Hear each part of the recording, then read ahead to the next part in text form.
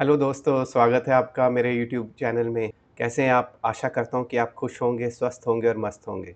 तो पिछले वीडियो में हमने डेथ और रिटायरमेंट के ऊपर बातचीत करना शुरू किया था। उसी को कंटिन्यू करते हुए आज के इस वीडियो में हम बात करेंगे कि डेथ या रिटायरमेंट के केस में जो गुडविल होती है, उसको बुक्स में कैसे ट्रीट किया जाता है। एसेट्स एंड लायबिलिटीज़ को जब रीवैल्यू किया जाता है, तो उसकी ट्रीटमेंट हम कैसे करते हैं इन बोथ द केसेस। और फाइनली हम बात करेंगे कुछ अक्यूमुलेटेड प्रॉफिट्स या लॉसेस हैं बुक्स में, तो उनको कैसे ट्रीट किया जाता है at the time of death और रिटायरमेंट ऑफ अ पार्टनर। और इन सब कॉन्सेप्ट्स को समझने के लिए हम काफ़ी एग्जांपल्स की हेल्प लेंगे। तो आशा करता हूँ कि आपको ये वीडियो अच्छी लगेगी और आपको ये सारे कॉन्सेप्ट्स अच्छे से समझ आ जाएंगे। दोस्तों, अगर आपने मेरी पुरानी वीडियो नहीं देखी है तो उसका लिंक मैंने आई बटन में दे दिया है, आप वहाँ जाके उसको देख सकते हैं। आपसे एक रिक्वेस्ट रहेगी कि अगर आपको ये वीडियो अच्छी लगती है तो प्लीज़ वीडियो को लाइक कीजिएगा, शेयर कीजिएगा और चैनल को सब्सक्राइब कीजिएगा। चलिए शुरू करते हैं आज की इस वीडियो को। पहले टॉपिक में हम बात करेंगे कि गुडविल को कैसे ट्रीट किया जाता है। The retiring or deceased partner is entitled to his share of goodwill at the time of retirement or death because the goodwill has been earned by the firm with the efforts of all the existing partners. तो जो goodwill होती है वो धीरे धीरे accumulate करता है business. और वो कैसे होते हैं, सारे जो पार्टनर्स होते हैं वो सब एफर्ट करते हैं अच्छा बिजनेस करने के लिए, अच्छी रेपुटेशन बनाने के लिए। तो उससे गुडविल क्रिएट होती है। तो नेचुरल सी बात है, सभी पार्टनर्स का इसमें इक्वल कंट्रीब्यूशन होता है। तो इसीलिए जब पार्टनर कोई रिटायर होता है या उसकी डेथ हो जाती है, तो outgoing partners are eligible for getting that goodwill. ठीक है। Hence at the time of retirement और death of a partner, goodwill is valued as per agreement among the partners. ठीक है। तो देखिए, नॉर्मली क्या होता है, पार्टनरशिप डीड में पहले से डिफाइंड होता है, क्योंकि जो फ्यूचर होता है वो अनसर्टन होता है। यू नेवर नो कि what's gonna happen in the coming time. तो इसीलिए पार्टनरशिप डीड में हमेशा इस चीज़ का प्रोविज़न दिया जाता है कि अगर कोई पार्टनर रिटायर होगा या किसी पार्टनर की डेथ होगी, तो हम गुडविल को कैसे वैल्यू करेंगे। तो जो गुडविल वैल्यू करी जाती है वो एज़ पर दैट टर्म्स की जाती है, जो भी एग्रीमेंट में लिखा है। हमने एडमिशन ऑफ पार्टनरशिप में इसमें डिटेल में बात करी है, तो यू नो कि उसके कई मेथड्स होते हैं। Normal profits method, super profits method या कैपिटलाइजेशन मेथड। तो उनमें से किसी एक मेथड को हम चूज़ करते हैं और गुडविल को वैल्यू करते हैं। And the retiring and diseased partner is compensated for his share of goodwill by the continuing partners in their gaining ratio. तो एडमिशन ऑफ अ पार्टनर में हमने सेक्रीफाइसिंग रेशियो देखी थी, यहाँ पे हमने गेनिंग रेशियो देखी है। तो होगा क्या, जो पार्टनर रिटायर हो रहा है या जिसकी डेथ हो गई है, उसको गुडविल का उसका शेयर मिलेगा। और वो शेयर मिलेगा कहाँ से? जो पार्टनर गेन कर रहे हैं, क्योंकि वो जो शेयर है वो किसी के पास तो जाएगा।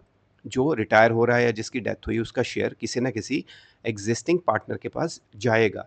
तो जिन जिन के पास वो शेयर जा रहा है और जिस रेशियो में उनको बेनिफिट हो रहा है, उस रेशियो में वो सारे पार्टनर्स आउटगोइंग पार्टनर को गुडविल का शेयर देंगे। ठीक है। Credit is given to the retiring partner for the share in goodwill by debiting the gaining partners capital accounts individually in their gaining ratio.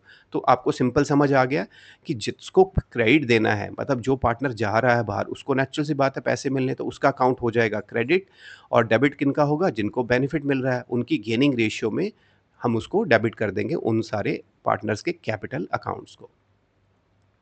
तो जो जर्नल एंट्री रहेगी वो इस तरह से रहेगी: the gaining partners capital accounts would be debited individually in their gaining ratio, जो अभी हमने बात करी है। और रिटायरिंग पार्टनर का कैपिटल अकाउंट को हम कर देंगे credit. Share in goodwill of retiring partner adjusted. ठीक है। अब जैसे एक सिंपल से एग्जांपल लेते हैं। A B and C are partners in a firm sharing profits in the ratio of 3:2:1। B retired and the value of goodwill if of the firm is valued at rupees 60,000। ठीक है, तो value 60,000 होगी। A and C continue the business profits in the ratio of 3:1। तो B retire हुआ, 3:1 में उन्होंने share कर लिया है। तो journal entry for the adjustment would of the goodwill would be. अब क्योंकि इन्होंने कोई ऑल्ट्रेशन नहीं की, एग्जिस्टिंग रेशियो में ही कंटिन्यू कर रहे हैं, तो यही इनकी गेनिंग रेशियो है और यही इनकी न्यू प्रॉफिट शेयरिंग रेशियो है। तो इस केस में क्या होगा, 3:1 में वो बेयर करेंगे 60,000 को। और 60,000 का पोर्शन, नॉट एग्जैक्ट 60,000, 60,000 फर्म की गुडविल है। इसमें से जो बी का पोर्शन है वो है 2/6। ठीक है, 2/6 है ना इसकी। तो 2/6 मल्टीप्लाइड बाय 60,000 मतलब 20,000 जो है वो उसको गुडविल मिलेगी, तो वो 20,000 इसके अकाउंट को हमने कैपिटल अकाउंट को क्रेडिट कर दिया और ये 3:1 की रेशियो में इन दोनों में डेबिट हो जाएगा ए और सी में। तो यहाँ पे हमने 3:1 में ए और सी में ये डिवाइड कर दिया है, तो 15,000 एंड 5,000 इन दोनों का शेयर आ जाएगा गुडविल में। ठीक है, आई होप आपको अब ये क्लियर हो गया कि कैसे करते हैं गुडविल को ट्रीट। अब एग्जांपल्स ले लेते हैं कुछ। Keshav, Nirmal and Pankaj, these are the three partners sharing profits and losses in the ratio of 4:3:2। ठीक है, निर्मल रिटायर्स, तो ये निर्मल अब रिटायर हो गया है and the goodwill is valued at ₹72,000। Keshav and Pankaj decided to share future profits and losses in the ratio of 5:3। अब देखिए इन्होंने ये अपनी रेशियो जो एग्जिस्टिंग थी वो चेंज कर दी है। इसका मतलब इनका जो गेनिंग रेशियो है वो चेंज हो जाएगी, ये हमें कैलकुलेट करनी पड़ेगी। रिकॉर्ड नेसेसरी जर्नल एंट्रीज, तो सबसे पहले तो निर्मल का शेयर देख लेते हैं गुडविल में कितना है, तो टोटल 72,000 है गुडविल, और जो निर्मल का शेयर आएगा वो आएगा 3/9। ठीक है, 3/9 मतलब 1/3 हो गया, तो 1/3 का मतलब हो गया, ये हो गया आपका 24,000। तो 24,000 गुडविल जो है वो हमें पे करनी है निर्मल को। और केशव और पंकज किस तरह से शेयर करेंगे, अपने गेनिंग रेशियो में। गेनिंग रेशियो कैसे निकालेंगे, पहले केशव और पंकज का जो ओल्ड है, पहले तो न्यू ले लेते हैं क्योंकि न्यू में इनको बढ़ जाएगा।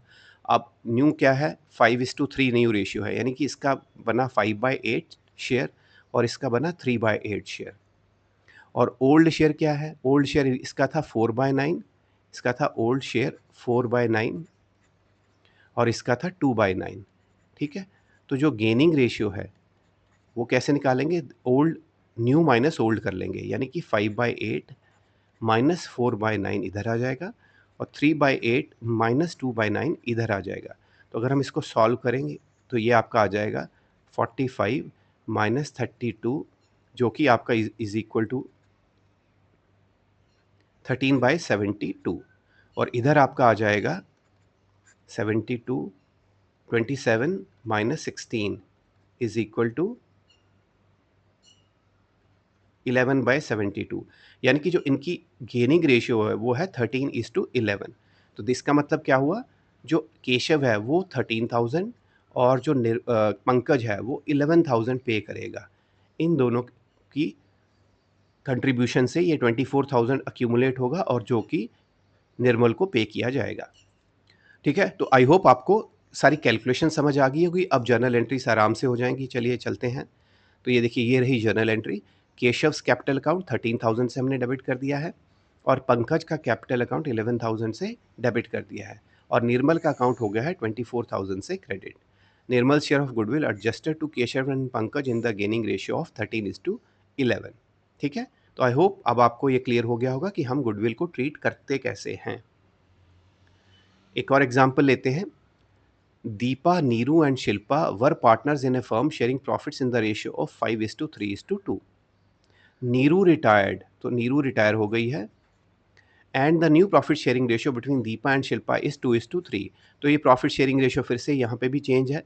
On Neeru's retirement the goodwill of the firm was valued at 1,20,000। Record necessary journal entry for the treatment of goodwill on the Neeru's retirement. तो सेम क्वेश्चन है, कैलकुलेशंस डिफरेंट हो जाएंगी। तो नीरू का शेयर था 3/10, तो नीरू का शेयर अगर 3/10 था तो इसका गुडविल में कितना पोर्शन हो जाएगा, गुडविल में इसका आ जाएगा 36,000। तो 36,000 नीरू शुड रिसीव। ठीक है, अब बारी आती है कि ये पे दीपा और शिल्पा किस रेशियो में करेंगे। तो सेम वे दीपा और शिल्पा का पहले हम न्यू शेयर निकाल लेते हैं। न्यू इन्होंने लिया है 2:3, यानी कि यहाँ पे दीपा को मिलेगा 2/5 और शिल्पा को मिलेगा 3/5। और जो ओल्ड रेशियो थी, ओल्ड रेशियो के हिसाब से दीपा का शेयर था 5/10 और शिल्पा का था 2/10। तो जो गेनिंग रेशियो है वो क्या आएगी, 2/5 माइनस 5/10 और इधर आ जाएगी 3/5 माइनस 2/10। तो अगर हम इसको सॉल्व करेंगे तो डिनोमिनेटर 10 आ गया, तो 4 माइनस 5 ये आ गया -1/10 और इधर आपका आ गया 6 माइनस 2, यानी इधर आपका आ गया 4/10। ठीक है, तो जो नीरू का 3/10 शेयर था उसमें से 4/10 जो है वो मिला है शिल्पा को, और दीपा का भी उल्टा, दीपा का शेयर कम हो गया है। ठीक है? अब इस तरह के क्वेश्चन में हम कैसे करेंगे? देखिए, इस केस में क्या होगा, 36,000 जो है वो तो मिलेगा नीरू को, लेकिन क्योंकि दीपा ने भी अपना शेयर रिड्यूस कर दिया है तो उसको भी प्रोपोर्शनेट गुडविल का शेयर मिलेगा। ठीक है? और सारा शेयर बेयर करेगी शिल्पा, जिसने सारा एक्स्ट्रा शेयर लिया है अपना प्रॉफिट्स का। अब दीपा ने जो 1/10 अपना शेयर सैक्रिफाइस किया है, तो उसके लिए दीपा को भी उसकी पार्ट ऑफ गुडविल मिलेगा, और वो कितना होगा? 1/10 का मतलब हो गया 12,000। ठीक है? तो दीपा को 12,000 मिलेगा, नीरू को 36,000 मिलेगा, और ये दोनों अमाउंट जो हैं वो शिल्पा पे करेगी, टोटल 48,000। ठीक है? तो इस तरह से हम ये एंट्रीज करेंगे। तो चलिए एंट्रीज देख लेते हैं। तो ये देखिए, शिल्पाज कैपिटल अकाउंट हमने 48,000 से डेबिट कर दिया है, नीरू को 36,000 से क्रेडिट मिला है, और दीपा को मिला है 12,000 से क्रेडिट। ठीक है? तो आई होप अब आपको ये सारा कॉन्सेप्ट अच्छे से क्लियर हो गया होगा। दोस्तों, अगर आपको ये वीडियो अच्छी लग रही है तो आपसे रिक्वेस्ट है कि प्लीज़ वीडियो को लाइक कर दीजिएगा, और अगर किसी भी तरह का कोई डाउट हो तो आप कमेंट कॉलम में डाल सकते हैं। I will reply to those comments. एक और एग्जांपल देख लेते हैं। Hani, Pemi and Sunny are partners sharing profits in the ratio of 3:2:1। Goodwill is appearing in the books at a value of 60,000। तो इस क्वेश्चन में हमारे पास ऑलरेडी गुडविल है बुक्स में। पैमी रिटायर्स, तो ये पैमी रिटायर हो गया है। At the time of Pemi's retirement goodwill is valued at 84,000। तो गुडविल की वैल्यूएशन भी हो गई है। Hanny and Sunny decided to share future profits in the ratio of 2:1। तो उनकी रेशियो भी चेंज हुई है। Record the necessary journal entry. अब इसमें एक एडिशनल चीज़ क्या आई है कि गुडविल जो है वो ऑलरेडी बुक्स में 60,000 से अपीयर कर रही है। तो इस तरह के केसेस में, जैसे हमने एडमिशन में देखा था, एडमिशन ऑफ अ पार्टनरशिप में, हम इस गुडविल को पहले ओल्ड प्रॉफिट शेयरिंग रेशियो में इन तीनों में शेयर कर देंगे, डिस्ट्रीब्यूट कर देंगे, जिससे ये बुक्स में से खत्म हो जाएगी। ठीक है? तो ये एक एक्स्ट्रा जर्नल एंट्री हम करेंगे, जिससे ये गुडविल फिनिश हो जाएगी, और दूसरी नॉर्मल जैसे अब हम करते हैं वो करेंगे। तो 84,000 डिसाइड हुई है फर्म की कैपिटल, तो उसमें से पैमी का जो पोर्शन है वो है 2/6। ठीक है? तो पैमी का share of goodwill would be 2/6 multiplied by 84,000 हमने डिफाइन करी है, तो ये आपकी आ जाएगी 28,000। ठीक है? तो टोटल 28,000 जो गुडविल का शेयर है वो पैमी को मिलेगा। अब कितना देंगे ये दोनों, उसके लिए हम इनकी गेनिंग रेशियो देखेंगे, हैनी और सनी की। तो इनका जो न्यू शेयर है वो है 2:1, यानी कि इसका हो गया 2/3, इसका हो गया 1/3, और इनका ओल्ड जो शेयर था वो था, इसका था 3/6 और इसका था 1/6। तो जो गेनिंग रेशियो है वो कितनी हो गई? 2/3 माइनस 3/6। इसको अगर हम सॉल्व करेंगे तो ये आपका आ जाएगा 1/6, और इधर आपका 1/3 माइनस 1/6, इसको सॉल्व करेंगे तो ये भी आपका आ जाएगा 1/6। ठीक है? यानी कि दोनों की गेनिंग रेशियो इक्वल है, 1:1 है। तो इसका मतलब दोनों ही 14,000 ईच जो है वो कंट्रीब्यूट करेंगे। ठीक है? तो जर्नल एंट्रीज में अब क्या होगी, एक एंट्री अपनी आ जाएगी, ये पुरानी गुडविल को ओल्ड प्रॉफिट शेयरिंग रेशियो में डिस्ट्रीब्यूट करेंगे, तो ये आपका आ जाएगा 30,000 हैनी का डेबिट हो जाएगा, पैमी का 20,000 से डेबिट हो जाएगा, और सनी का 10,000 से डेबिट हो जाएगा। ठीक है? हैनी, पैमी और सनी। तो ये ओल्ड गुडविल के लिए हम इसको डेबिट कर देंगे, इनके कैपिटल अकाउंट्स को, और एंड में नई गुडविल के लिए इन दोनों के अकाउंट इतनी अमाउंट से डेबिट होंगे, और पैमी का क्रेडिट हो जाएगा। तो ये रही जर्नल एंट्रीज। पहले हमने ओल्ड गुडविल को राइट ऑफ किया है, उसके लिए हमने तीनों पार्टनर्स को, जो अभी हमने कैलकुलेशंस करी हैं, 30,000, 20,000 एंड 10,000 से डेबिट कर दिया है, और गुडविल अकाउंट को कर दिया है क्रेडिट। तो इससे हमारी गुडविल बुक्स में से ख़त्म हो जाएगी। ठीक है? और नई गुडविल क्रिएट करने के लिए, या नई गुडविल की एंट्रीज करने के लिए, हमने जो अभी डिसाइड किया था, कैलकुलेशंस करी थी, 14,000 ईच ये दोनों कंट्रीब्यूट करेंगे, और पैमी के अकाउंट में 28,000 क्रेडिट कर देंगे। ठीक है? तो चलिए अब आगे चलते हैं। P, Q and R are partners in a firm sharing profits in the ratio of 3:2:1. R retires, अब यहाँ पे R retire हो गया है, and the balance in his capital account after making necessary adjustments on account of reserves, revaluation of assets and liabilities work out to be rupees 60,000. P and Q agreed to pay him 75,000 in full settlement of his claim. Pass the necessary journal entry. अब ये जो question है ये है hidden goodwill का part है ये। मतलब गुडविल आपको बुक्स में लिखी नहीं है, कहीं पे भी कुछ नहीं लिखा है, लेकिन उन्होंने क्या करा है आप समझिए। क्वेश्चन में लिखा है R is eligible to get 60,000, जिसमें उसकी सारी एडजस्टमेंट आ गई है on account of reserve, revaluation और जो कुछ भी उसको मिलना था वो सब 60,000 उसका ड्यू बनता है। लेकिन उन्होंने क्या किया, रिमेनिंग पार्टनर्स ने पी एंड क्यू ने 75,000 की पेमेंट करी है in full settlement. That means 15,000 जो है वो एक्स्ट्रा पे हुआ है। तो ये जो 15,000 एक्स्ट्रा पे हुआ है दिस इज कॉल्ड गुडविल। ठीक है, तो ये गुडविल है, तो इसकी हमें जर्नल एंट्री करनी पड़ेगी। अब बारी आती है कि अगर ये 15,000 गुडविल उसको मिली है तो ये किसी रेशियो में पी और क्यू ने शेयर की होगी, तो वो कौन सी रेशियो होगी? तो इसमें हमें कोई नई रेशियो नहीं बताई गई है। तो जब नई रेशियो नहीं बताई जाती है तो क्या करते हैं, हम ओल्ड रेशियो में ही डिस्ट्रीब्यूट करते हैं। तो इनकी ओल्ड रेशियो 3:2 है, तो ये 3:2 में बढ़ जाएगा, मतलब ये हो जाएगा आपका 9,000 और 6,000। तो P जो है 9,000 कंट्रीब्यूट कर रहा है और Q 6,000 कंट्रीब्यूट कर रहा है, और टोटल 15,000 जो है वो R को मिल जाएगा। ठीक है, आई होप क्लियर हो गया होगा। क्वेश्चन सिंपल था, बस इसमें एक ये हिडन पॉइंट था कि इसमें गुडविल आएगी कैसे। तो दोनों का डिफरेंस जो है वो गुडविल है। अब जर्नल एंट्री कर लेते हैं। जर्नल एंट्री सिंपल है, P का कैपिटल अकाउंट हमने डेबिट कर दिया 9,000 से, अभी जो कैलकुलेशन करी, और Q का कैपिटल अकाउंट हमने डेबिट कर दिया 6,000 से, और R का कैपिटल अकाउंट 15,000 से हो गया है क्रेडिट। ठीक है, तो आई होप अब आपको ये क्लियर हो गया होगा कि ये क्वेश्चन हम कैसे करते हैं। तो दोस्तों, अगर आपको ये वीडियो अच्छी लग रही है तो आपसे अगेन रिक्वेस्ट है कि प्लीज़ वीडियो को लाइक कर दीजिएगा, और डाउट कोई भी हो तो कमेंट में डाल सकते हैं। ठीक है, चलिए अब बढ़ते हैं अगले टॉपिक की तरफ, which is revaluation of assets and liabilities. Again हमने ये वाला टॉपिक जो है एडमिशन के टाइम पे डिटेल में बात कर ली थी, तो आज भी हम इसको थोड़ा समराइज्ड वे में करेंगे, बहुत ज़्यादा डेप्थ में नहीं जाएंगे, because you already know how to deal with these revaluation. So at the time of retirement or death of a partner, there may be some assets which may not have been shown at their current values. तो जैसे building हो जाता है, plant and machinery हो जाता है, तो इस तरह के एसेट्स को हम रीवैल्यू करते हैं सो दैट उनकी करंट वैल्यू, रियल वैल्यूज़ हम इसमें सिस्टम में डाल सकें। तो ये एक अपॉर्चुनिटी होती है जब भी रिटायरमेंट होती है या डेथ होती है पार्टनर की, कि हम बुक्स में अपने एसेट्स और लाइबिलिटीज़ को करंट वैल्यूज़ पे ला सकें। ठीक है, similarly there may be certain liabilities which have been shown at a value different from obligation।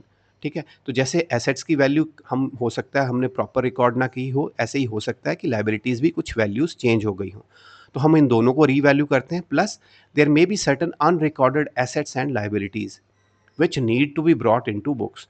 तो हम क्या करते हैं, इस अपॉर्चुनिटी में हम इन सब चीज़ों को एडजस्ट करते हैं। अनरिकॉर्डेड एसेट्स और लाइबिलिटीज़ भी ले आते हैं, जिनकी अंडर वैल्यूएशन हुई होती है एसेट्स की या लाइबिलिटीज़ को, उनको रेगुलर वैल्यूज़ पे ले आते हैं। सिमिलरली जिनकी ओवर वैल्यूएशन हुई होती है उनको उनको भी रेगुलर वैल्यूज़ पे ले आते हैं। As learned in case of admission of a partner, a revaluation account is prepared in order to ascertain net gain or loss on revaluation of assets and or liabilities। तो जैसे हमने admission में देखा था, रीवैल्यूएशन अकाउंट हम एक बनाते हैं इस केस में, और उसमें जितने भी एसेट्स की लाइबिलिटीज़ हम या एसेट्स की या लाइबिलिटीज़ की जो वैल्यूज़ चेंज हो रही हैं वो रीवैल्यूएशन अकाउंट में ऐड करते रहते हैं, और उसको फिर अनरिकॉर्डेड आइटम्स को भी ले आते हैं, और जो डिफरेंस होता है उसको या तो प्रॉफिट या लॉस की फॉर्म में एग्जिस्टिंग पार्टनर्स में, इंक्लूडिंग रिटायरिंग और डिजीज्ड पार्टनर में, ओल्ड प्रॉफिट शेयरिंग रेशियो में बांट लेते हैं, क्योंकि ये सारी एडजस्टमेंट्स तो सभी पार्टनर्स के लिए एप्लीकेबल होती है। ठीक है, तो ये सारे हमने ऑलरेडी कर रखे हैं, बस एक बार क्विकली हमने इसको रिवाइज करना था। तो एक एग्जांपल से इसको और समझ लेते हैं। Mitali, Indu and Geeta are partners sharing profits in the ratio of 5:3:2। Now on 31st of March their balance sheet was as follows. तो ये नीचे बैलेंस शीट है, एक बार जस्ट क्विकली देख लेते हैं। ये goodwill, building, patent, machinery, stock, debtor, cash, capital accounts है, क्रेडिटर्स और general reserve, normal balance sheet है। Geeta retires on the above date. It was agreed that machinery be valued at ₹140। तो हमने मशीनरी को रीवैल्यू किया है। पेटेंट्स एट 40,000, पेटेंट्स को value किया है, रीवैल्यू।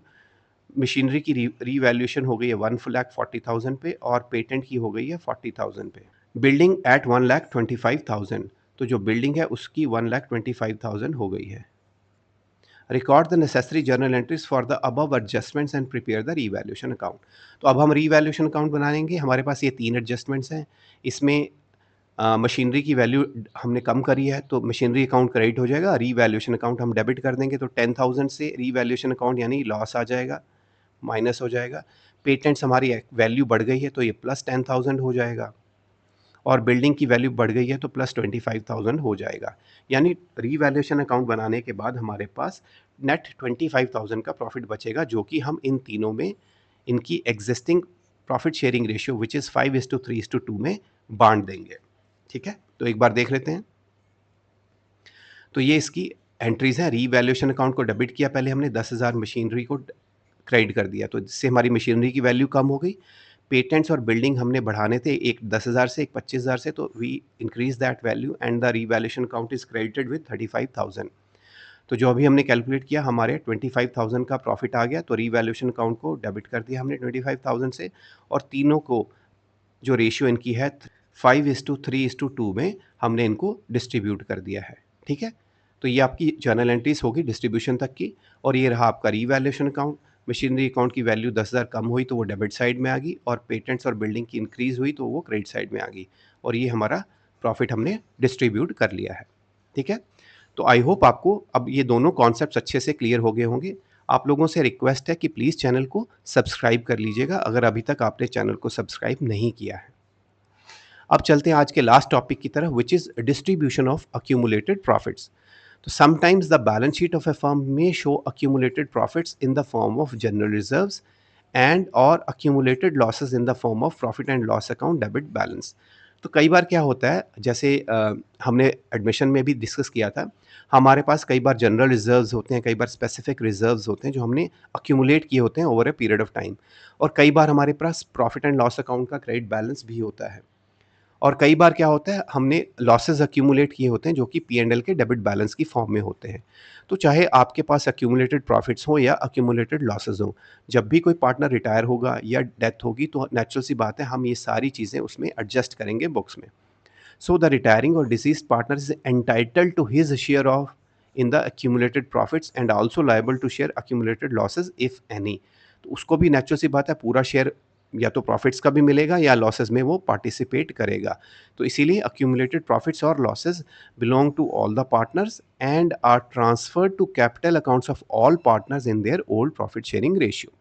तो सिंपल है, जो भी उनका बनता है, क्रेडिट बनता है यानी कि प्रॉफिट है तो वो डिस्ट्रीब्यूट कर लेंगे, लॉस है तो भी वो शेयर कर लेंगे आपस में ओल्ड प्रॉफिट शेयरिंग रेशियो में। तो इसको एक एग्जांपल से क्विकली समझ लेते हैं। Inder, Gajendra and Harinder, they are partners sharing profits in the ratio of 3:2:1। Now Inder retires, तो इंदर रिटायर हो गया है, and the balance sheet of the firm on that date showed credit balance of general reserves of 90,000, और हमारे पास 90,000 के रिजर्व्स हैं। Show the necessary journal entry for the distribution of general reserves. तो सिंपल है, 90,000 को हम 3:2:1 में डिस्ट्रीब्यूट कर देंगे, तो ये कितना आ जाएगा आपका 45,000, 30,000 एंड 15,000। ये इंदर को मिल जाएगा, ये गजेंद्र को और ये हरिंदर को। तो इन तीनों के कैपिटल अकाउंट क्रेडिट हो जाएंगे और जनरल रिजर्व को हम कर देंगे डेबिट, तो इससे हमारा जनरल रिजर्व बुक्स में से खत्म हो जाएगा। तो ये रही एंट्री, जनरल रिजर्व को हमने 90,000 से डेबिट कर दिया और 45,000, 30,000 और 15,000 से ये तीनों पार्टनर्स के कैपिटल अकाउंट्स को हमने क्रेडिट कर दिया। ठीक है, तो आज हमने बात करी गुडविल को हम कैसे ट्रीट करते हैं इन डेथ और रिटायरमेंट के केस में, फिर हमने बात करी revaluation of assets and liabilities की ट्रीटमेंट कैसे की जाती है, और फाइनली हमने बात करी अक्यूमुलेटेड प्रॉफिट्स को हम कैसे डिस्ट्रीब्यूट करते हैं। तो आई होप आपको ये वीडियो जो है अच्छी लगी होगी, आपको समझ आ गई होगी। तो आपसे रिक्वेस्ट है कि वीडियो को लाइक कर दीजिएगा, शेयर कर दीजिएगा और चैनल को सब्सक्राइब कर लीजिएगा। नेक्स्ट वीडियो में आगे बात करेंगे। Thank you so much for watching this video.